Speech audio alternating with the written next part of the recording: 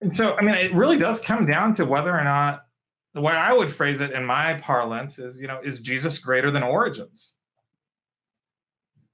I mean, if he is, then it shouldn't matter if we disagree about details of Genesis.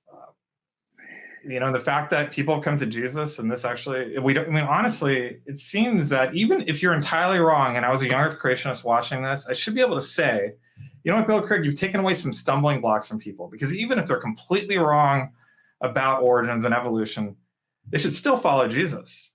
Yes, that's right.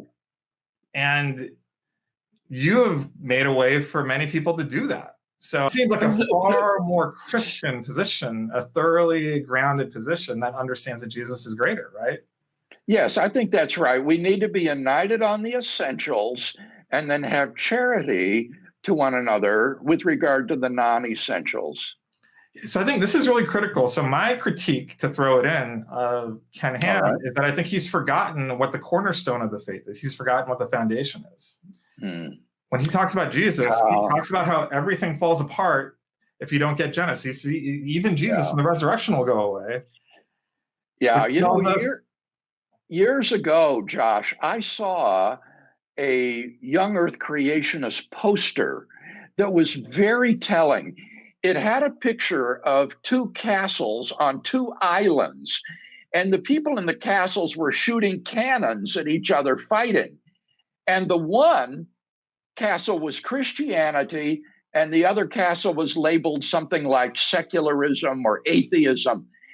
And the foundation of the one was called evolution, and the other one, the foundation of Christianity, was creation. Yeah, do you know where that comic, do you know where that image is from? No.